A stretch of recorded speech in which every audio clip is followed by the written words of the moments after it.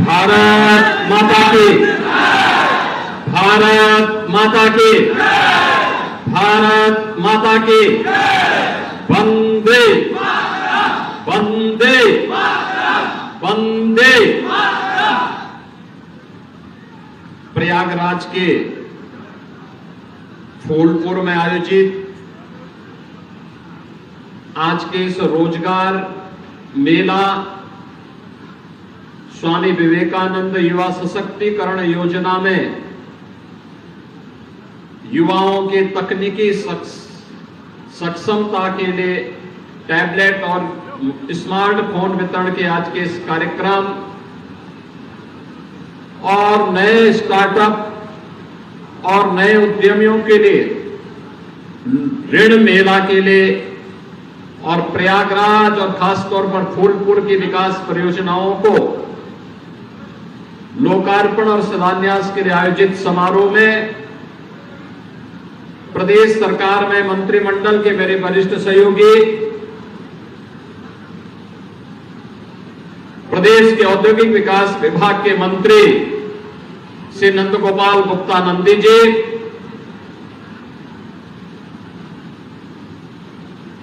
प्रदेश सरकार के सूक्ष्म लघु मध्यम उद्यम विभाग, खादी और ग्रामोद्योग विभाग के मंत्री श्री राकेश सचान जी, प्रदेश के परिवहन मंत्री श्री दयाशंकर सिंह जी, भारतीय जनता पार्टी के क्षेत्रीय अध्यक्ष श्री दिलीप पटेल जी, लोकप्रिय सांसद श्री प्रवीण पटेल जी, माननीय सांसद भदोई श्री विनोद बिंद जी, भारतीय जनता पार्टी की जिला की अध्यक्ष श्रीमती कविता पटेल जी, विनोद प्रजापति जी, श्री राजेंद्र प्रसाद मिश्र जी, जिला पंचायत अध्यक्ष डॉक्टर वीके सिंह जी, पूर्व सांसद श्रीमती केसरी देवी पटेल जी, माननीय विधायकगण श्री गुरु प्रसाद मौर्य जी, प्रदेश सरकार के पूर्व मंत्री और माननीय विधायक श्री सिद्धार्थनाथ सिंह जी, महापौर श्री गणेश केसरवानी जी, विधान परिषद सदस्य श्री केपी श्रीवास्तव जी, माननीय विधायकगण श्री राजमणि कौल जी, वाचस्पति जी, क्षेत्रीय उपाध्यक्ष अमरनाथ यादव जी, उत्तर मौर्य जी, माननीय विधायक पीयूष रंजन निषाद जी और आज के इस कार्यक्रम में उपस्थित प्रयागराज और खासतौर पर फूलपुर के सभी उपस्थित नागरिकगण, युवा ऊर्जा के धनी मेरे सभी युवा साथियों, बहनों और भाइयों, एक साथ इतने बड़े रोजगार मेले के माध्यम से, विकास परियोजनाओं के माध्यम से मुझे प्रयागराज की धरती को प्रणाम करने का अवसर प्राप्त हो रहा है। इस अवसर को प्रदान करने के लिए फूलपुर की धरती को, प्रयागराज की धरती को कोटि कोटि नमन करते हुए मैं आप सबका हृदय से अभिनंदन करता हूं। जिन नौजवानों को आज रोजगार के लिए नियुक्ति पत्र प्राप्त हो रहा है, जिन युवाओं को नए स्टार्टअप स्थापित करने के लिए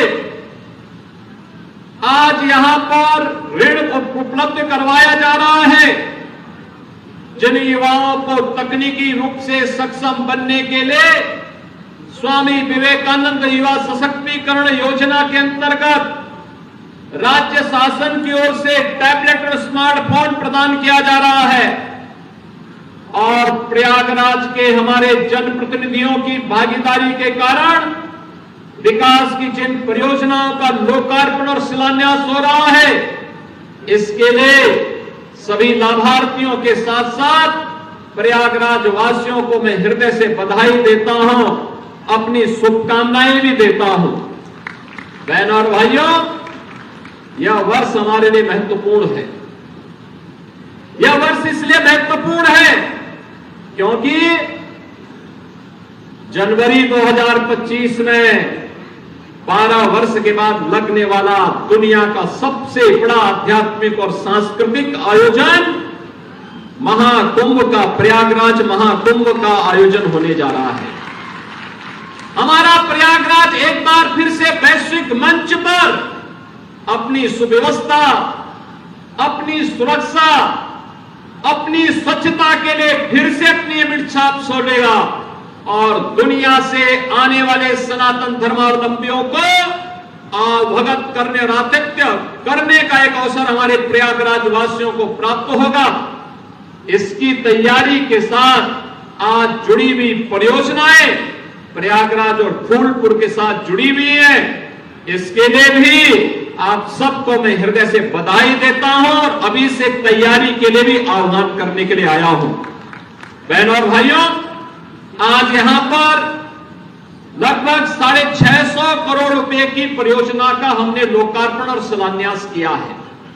और एक योजना तो इसमें एक ऐसी भी है सड़क की, ये मेरे संज्ञान में आया था। हमारे यहाँ की सांसद श्री प्रवीण पटेल और पूर्व सांसद केसरी देवी पटेल जी ने मेरे संज्ञान में इस बात को दिया था, जिसमें विकास खंड बहादुरपुर थाना क्षेत्र हंडिया के अंतर्गत ग्राम ढोकरी में वहां की सड़क का जो प्रयागराज वाराणसी राजमार्ग से के सैदाबाद से लगभग 5 किलोमीटर की एक सड़क थी, यह क्षतिग्रस्त हो चुकी थी।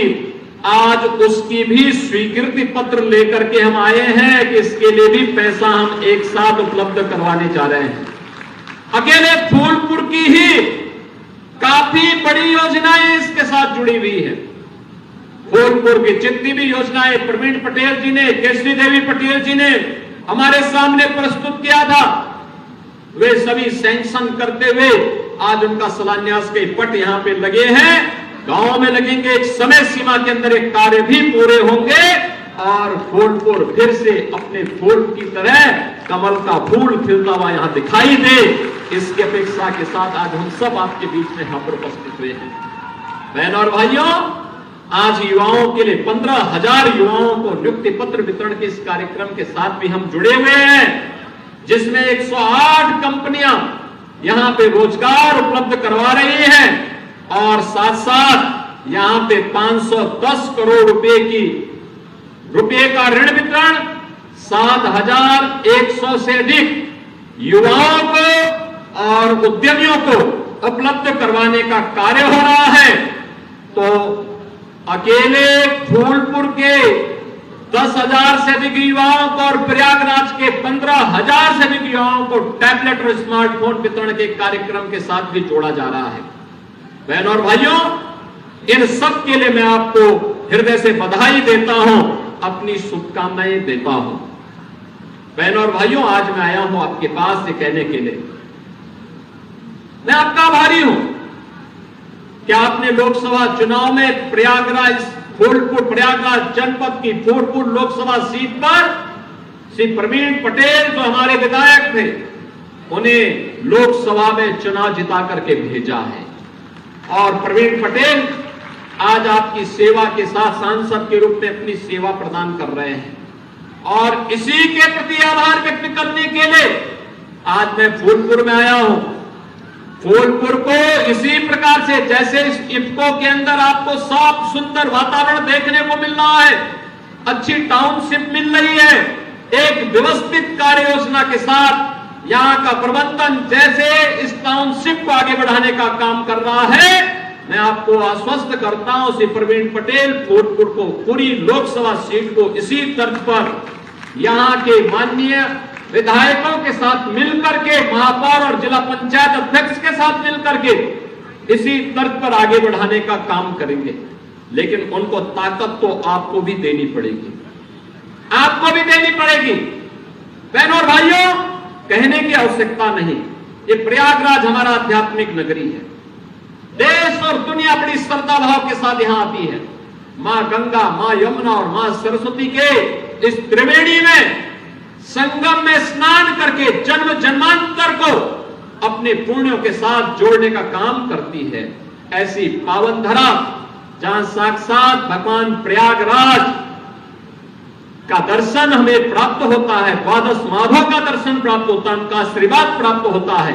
मां गंगा के सीम कृपा जिस क्षेत्र पर बनी रहती है, वह क्षेत्र जो सनातन धर्मावलंबियों का वैदिक कालखंड से इस सरदार आस्था का केंद्र बिंदु रहा है, जिस केंद्र में दुनिया की सबसे प्राचीन गुरुकुल महर्षि भारद्वाज ने जिस प्रयागराज में स्थापित की थी, उस प्रयागराज के सामने पहचान का संकट किसने खड़ा कर दिया था?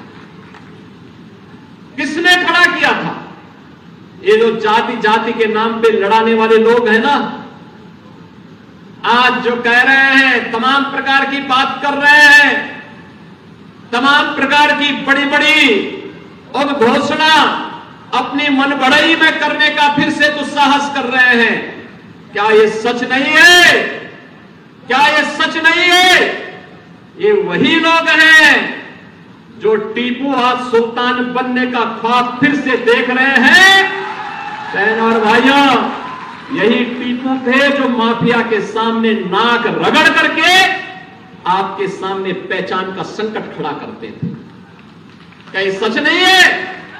इन माफियाओं को गले का हार बना करके प्रयागराज के अस्तित्व के सामने, प्रयागराज वासियों के सामने पहचान का संकट खड़ा करने का काम इन्होंने किया था। ये गुमराह करते हैं। क्या ये सच नहीं? इन्हीं माफियाओं ने राजू पाल की हत्या की थी। राजू पाल एक गरीब परिवार से थे। राजू पाल एक गरीब परिवार से थे, विधायक बने थे, लेकिन किस निर्ममता के साथ उनकी हत्या हो गई थी। उस समय इन्हें याद नहीं आ रहा था पीटीए, राजूपाल मार दिए गए, लेकिन इनको अपनी कुर्सी की चिंता थी। तब इनको अपनी कुर्सी की चिंता थी।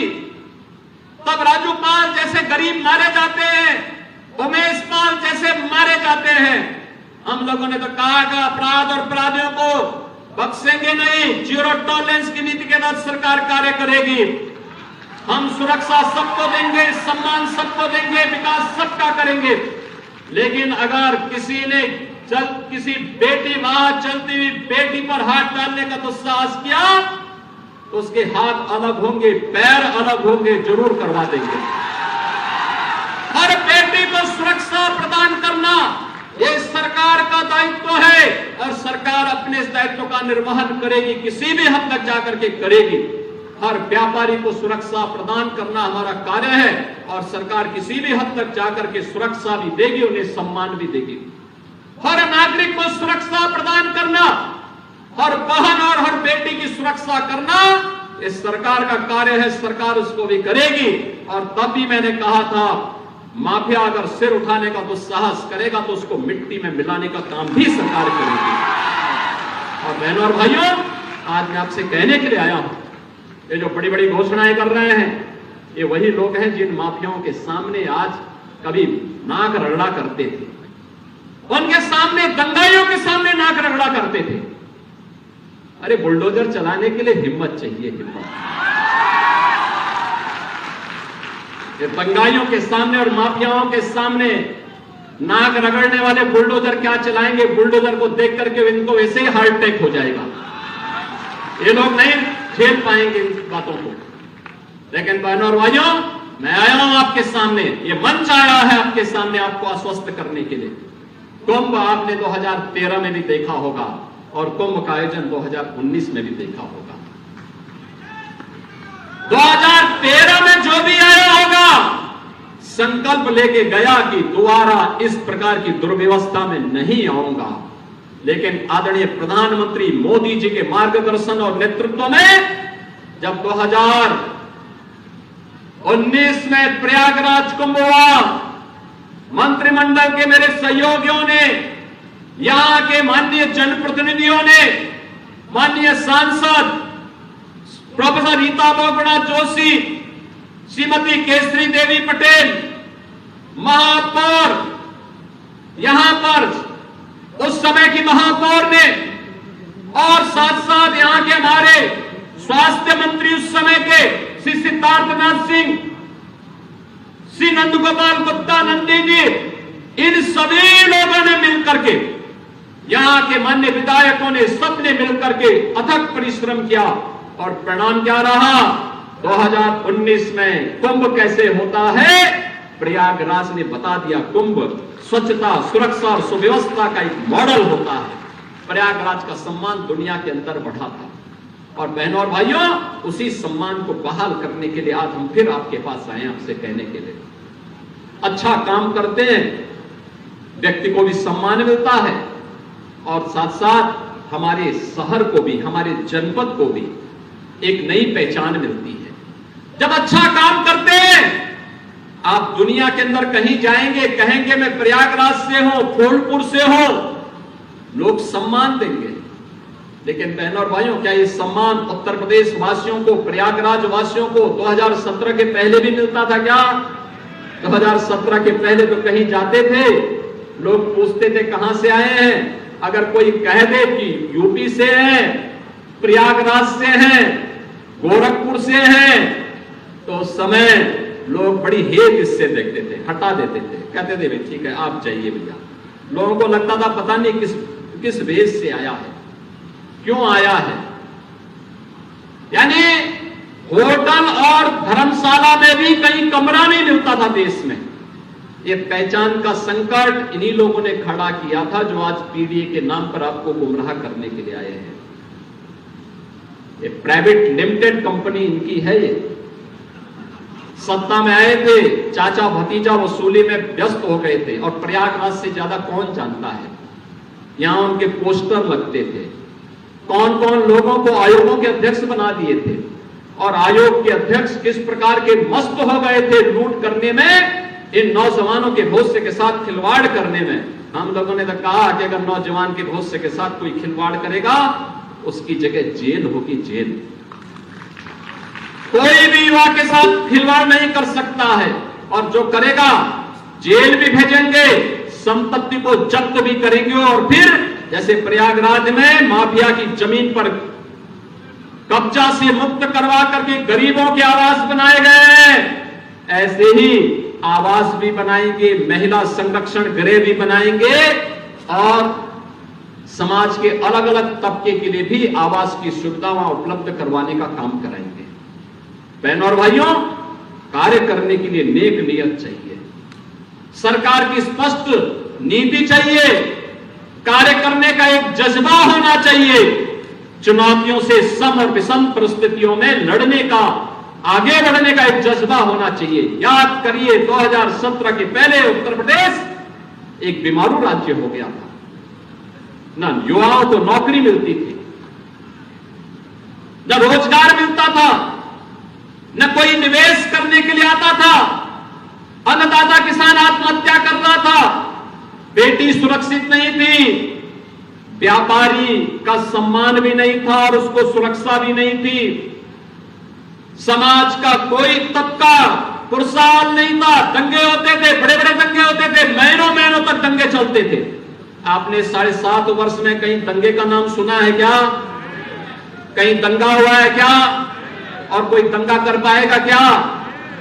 दंगा करने की कीमत क्या होगी है? ये उल्टे पोस्टर जब टंगेंगे ना शहर शहर में, और फिर उनसे वसूली होगी 7 पीढ़ियों तक की, ये सारी संपत्ति वसूली होगी। अच्छे अच्छे दंगाई दंगा करना भूल गए हैं। अच्छे खासे जो पहले माफिया सत्ता को संचालित करते थे, इस समाजवादी पार्टी की सरकार को, कांग्रेस की सरकार को जो माफिया संचालित करते थे, उन माफियाओं की पैंट गीली होती हुई भी आप लोगों ने देखी होगी, कैसे गिड़गिड़ाते थे। बहनों और भाइयों, ये माफिया समाज का कोड है, कोड। जब तक आप इसको निकाल बाहर नहीं करेंगे, तब तक वर्तमान और भविष्य ये लोग लगातार आपका खराब करते रहेंगे। और इसलिए लड़ने का एक जज्बा जैसे सरकार लड़ रही है ऐसे ही हम सबको लड़ना होगा। मेरे लिए आज प्रयागराज आना बहुत महत्वपूर्ण है, फूलपुर में आना महत्वपूर्ण इसलिए भी है कि लगातार हमारा व्यावसायिक और तकनीकी शिक्षा विभाग, स्किल डेवलपमेंट विभाग, श्रम और सेवायोजन विभाग के माध्यम से जो रोजगार मेले के क्रम लगे, कहीं मैं गया हूं, कहीं डिप्टी सीएम केशव प्रसाद मौर्य जी गए हैं, कहीं पर डिप्टी सीएम श्री ब्रजेश पाठक जी गए हैं, कहीं पर जल शक्ति मंत्री श्री स्वतंत्र देव सिंह गए हैं, कहीं पर कृषि मंत्री श्री सूर्य प्रताप शाही जी गए हैं, और कहीं पर मुझे भी आने का अवसर प्राप्त हुआ है। और मुझे प्रसन्नता होती है जब हमारा युवा नौकरी और रोजगार के लिए कहता है कि हमें नौकरी भी चाहिए, मैं अपनी शिक्षा को भी आगे बढ़ाऊंगा, मैं मां बाप पर बोझ नहीं बनूंगा। यह अच्छी बात है और इसीलिए सरकार ने आपके लिए व्यवस्था की है सीएम इंटर्नशिप की स्कीम। प्रधानमंत्री जी ने घोषणा की है पीएम इंटर्नशिप की स्कीम। कोई भी उद्यम, कोई भी इंस्टीट्यूशन, कोई भी उद्योग, अगर किसी पढ़ने वाले कोई नौजवान ग्रेजुएशन कर रहा है, फाइनल ईयर है, पढ़ाई के साथ साथ नौकरी करना चाहता है, आधा मानदेय वह इंस्टीट्यूशन या उद्योग देगा, आधा सरकार देगी और सर्टिफिकेट मिलने के बाद फिर उसका प्लेसमेंट की गारंटी होगी। एमएसएमई विभाग के हमारे मंत्री यहां पर हैं श्री राकेश सचान जी, इनके द्वारा एमएसएमई विभाग में 10 लाख युवाओं के लिए एक नई योजना प्रारंभ हो रही है, मुख्यमंत्री युवा उद्यमी की। मुख्यमंत्री युवा उद्यमी के माध्यम से 10 लाख नए उद्यम लगाने हैं और हम लोग पहले चरण में 5 लाख और दूसरे चरण में 10 लाख ब्याज मुक्त ऋण देंगे। बैंक का जितना भी उसमें ब्याज आएगा सब सरकार बढ़ेगी, आप केवल मुनाफा कमाते जाइए। ये ऋण युवाओं को तो मिलेगा लेकिन नंदी जी को नहीं मिलेगा, क्योंकि ये अब युवा नहीं, ये बुजुर्ग की तरफ बढ़ रहे हैं आगे। बहनों और भाइयों, इसलिए मैं आप सबसे कहूंगा आप ट्रेनिंग ले सकते हैं। नंदी जी के पास एक अनुभव है, यहां पे मैं देख रहा हूं तमाम ऐसे उद्यमी आए हैं जिनको मैन पावर चाहिए, अच्छा मैन पावर चाहिए। वे लोग बताएंगे, स्किल डेवलपमेंट विभाग बता रहा है और हमें एक हमारे पास करने की इच्छा शक्ति होनी चाहिए। नंदी जी ने भी जब काम प्रारंभ किया होगा, बहुत छोटे से काम प्रारंभ किया होगा, आज उनका कार्य का विस्तार हुआ, उन्होंने अपने कार्य का विस्तार दिया।